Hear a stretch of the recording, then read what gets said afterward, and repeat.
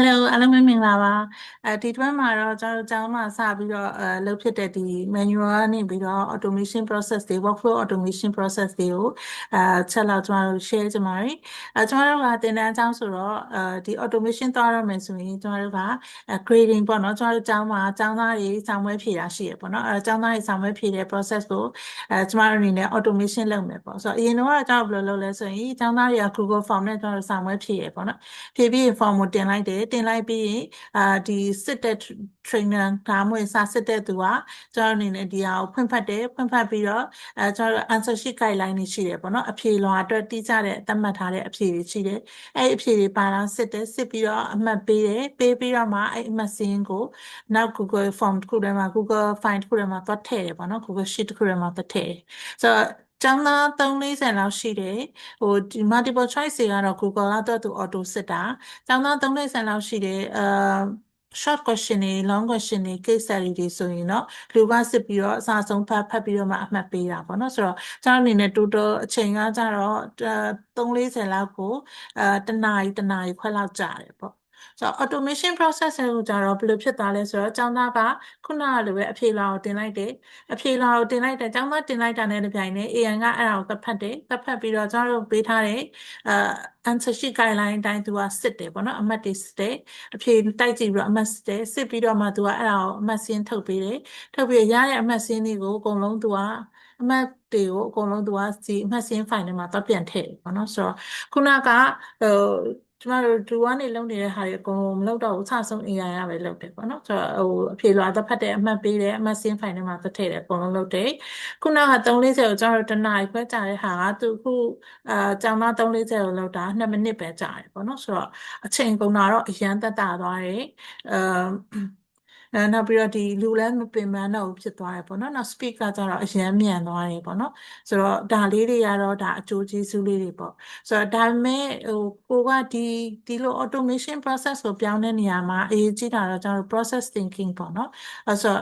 ကျမတို့ဒီနေ့ဒီ logically ဘယ်လိုသွားမလဲပေါ့နော်ကျွန်တော်တို့ရဲ့ဒီ automation process ကိုပေါ့ကျမတို့ဆီမှာဆိုရင်ဒီဟာပြောင်းလိုက်တဲ့အခါမှာအရေးကြီးဆုံးကျွန်တော်တို့ဒီ programming တွေရေးရတာလည်းမဟုတ်ဘူး automation ဖြစ်ဖို့အတွက်ကိုဒီဟာဘာကုတ်တွေဘာညာတွေဘာမှမဟုတ်ဘူးကျမတို့ဆီမှာအရေးကြီးဆုံးကကြတာဘာလဲဆိုတော့ခုနကအဖြေလာပေါ့နော်သတ်မှတ်ထားတဲ့အဖြေပေါ့နော်သတ်မှတ်ထားတဲ့အဖြေဘာလို့ဆိုတော့ကျမတို့ကဥပမာ short question တွေဆိုရင်လေကျမတို့သတ်မှတ်ထားတဲ့အဖြေရှိတယ်ပေါ့နော်အဲ့အဖြေရှိတယ်ဒါပေမဲ့ကျောင်းသားတွေရေးတဲ့အခါမှာအင်္ဂလိပ်လိုမြန်မာလိုရေးကြတယ်တချို့ကြတော့အင်္ဂလိပ်လိုကိုအတိတ်ပဲတူတူပဲစကားအသုံးနှုန်းကွာသွားတယ်အဲ့လိုပဲမြန်မာလိုမှလည်းအတိတ်ပဲတူတူပဲစကားအသုံးနှုန်းကွာသွားတယ်ဆိုတော့ AI ကိုကျမတို့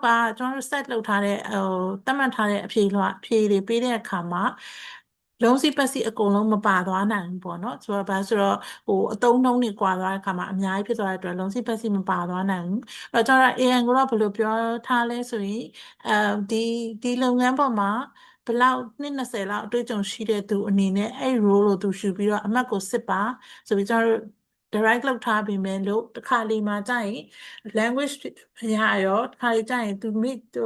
ကြံခဲ့တာရှိတယ်ပေါ့နော်ဆိုတော့အဲ့ဒါလေးတွေဖြစ်မှာဆိုတဲ့အတွက်ကြောင့်ကျွန်တော်တို့ကအမှတ်စစ်ထွက်လာတဲ့ခါကျရင်တော့လူကနေကျွန်တော်တို့ပြန်စစ်တယ်ပေါ့နော်ဆိုတော့ human in the loop လို့ဒါကတော့ခေါ်တယ်အဲ့တော့ဒါကို fully automatic ပဲဖြစ်စေ workflow automation ဒီ partially ပဲဖြစ်စေပေါ့နော်ဆိုတော့အနေနဲ့လူကတော့ပါဝင်ပတ်သက်ဖို့လိုသေးတယ်ခုနက operation level တော့မဟုတ်တော့ဘူးအကုန်လုံးအစဆုံးကိုကလုပ်ပြီးတော့နောက်ဆုံး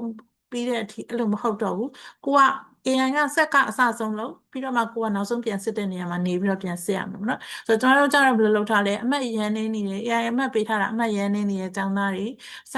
အောင်မှတ်မရတဲ့ကျောင်းသားတွေကိုကျွန်တော်တို့ပြန်စစ်တယ်အဲ့ဒါကို flag လုပ်ထားပြီးတော့